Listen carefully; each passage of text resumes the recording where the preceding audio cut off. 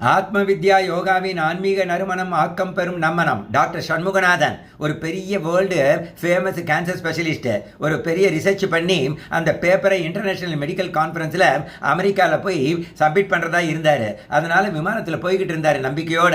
ஆனால் விமானம் கோளாறு காரணமாக எமர்ஜென்சி லேண்டிங் பண்ண வேண்டியதாகி விட்டது. உடனே அதுலேருந்து இறங்கி கொஞ்சம் அப்செட் ஆனாலும் விடக்கூடாதுன்னு சொல்லிட்டு 200 கிலோமீட்டர் தள்ளி இருக்கிற அந்த கான்ஃபரன்ஸ் இருக்கிற இடத்துக்கு ஒரு டாக்ஸியை எங்கேஜ் பண்ணிட்டு போய்கிட்டு இருந்தார். Due to bad luck, due to bad weather அவரால் ஃபர்தராக போக முடியல.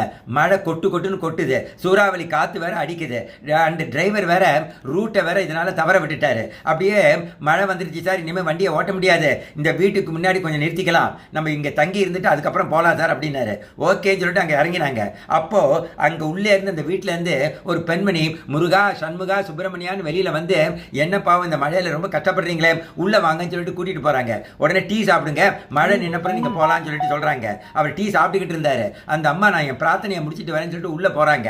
அந்த ஒரு 6 மாத குழந்தைக்கு முன்னாடி உட்காந்துக்கிட்டு ஓன்னு பிரார்த்தனை பண்ணுறாங்க முருகர்கிட்ட. என் குழந்தைக்கு இந்த மாதிரி ஒரு பெரிய கொடிய நோய், கேன்சர் நோய் வந்துருச்சு, நீ தான் அதை காப்பாற்றணும்னு. அப்போ திடீர்னு இது காதில் விழுந்து டாக்டர் உள்ளே ஓடுறாரு. என்னம்மா உன் குழந்தைக்கும் கேட்குறாரு. டாக்டர் சண்முகநாதன் ஒருத்தர் இருக்காராம், அவர் ஒருத்தர் தான் வந்து இந்த மாதிரி டைப் ஆஃப் கேன்சருக்கு ட்ரீட்மெண்ட் கொடுக்க முடியுமா, அவர் இந்தியாவில் இருக்காராம், நான் ஒரு ஏழை எப்படி இந்தியாவுக்கு போய் ட்ரீட்மெண்ட் கொடுக்க முடியும்னு சொன்னார். அப்போ நம்ம டாக்டர் வந்து அப்படியே ஷாக் ஆகிட்டாரு. அப்படியே டீ கப்பை கீழே வைத்தாரு. முருகர் தான் இங்கே உனக்கு அனுப்பிச்சிருக்கார் போல இருக்குன்னு கண்ணில் தண்ணீர் மல்க அந்த அம்மாவின் கையை பிடித்து கொண்டு, நான் தாமா அந்த டாக்டர் சண்முகநாதன், உன் குழந்தையை எப்படியாவது நான் பழக்க வச்சிடுறேன், யூ டோன்ட் வெரி என்று அவர் அந்த அம்மாவுக்கு கூறினார். முருகர் படத்திலிருந்து ஒரு ரோஜாப்பூ கீழே விழுந்தது.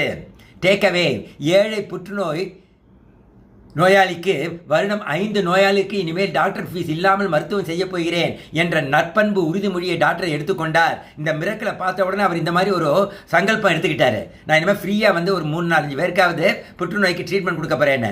தீவிர பக்தி எந்த ஆச்சரியத்தையும் அதிசயத்தையும் நிகழ வைக்கும். எவ்வளவு துன்பம் வந்தாலும் பிரார்த்தனை பக்தி விடக்கூடாது. பிரார்த்தனையை நமக்கு நிவாரணம் கொடுக்காவிட்டாலும் நான் நம்பிக்கையை விட்டுவிடக்கூடாது. எல்லாமே ஒரு நன்மைக்கு தான் நடக்கிறது என்ற உண்மையில் நமக்கு நம்பிக்கை வேண்டும். பக்தி, பிரார்த்தனை, பரிகாரம் இவைகள் ஒருவரது மனதை பாசிட்டிவாகவும் நம்பிக்கையுடன் இருக்கும் பக்குவத்தை கொடுக்கும். மனிதனுக்கு எந்த நேரத்திலும் எந்த பெரிய துன்பமும் வரலாம். அவனது குறுகிய அறிவை வைத்துக்கொண்டு சமாளிப்பது நடக்காது. ஆகையால் கடவுள் நம்பிக்கை, பிரார்த்தனை மிகவும் முக்கியம். பக்தியால் நற்பண்புகளை வளர்த்து கொண்டவர்கள் செய்யும் பிரார்த்தனை நல்ல பலனை கொடுக்கும் என்பது உண்மை. ஆகையால் பக்தியில் இருப்பவர்கள் பிறருக்கு உதவி செய்து கொண்டே இருந்தால் அவர்களது பக்தி நல்ல ஆன்மீக உயர்வையும் துன்ப காலங்களில் நம்பிக்கையும் கொடுக்கும்.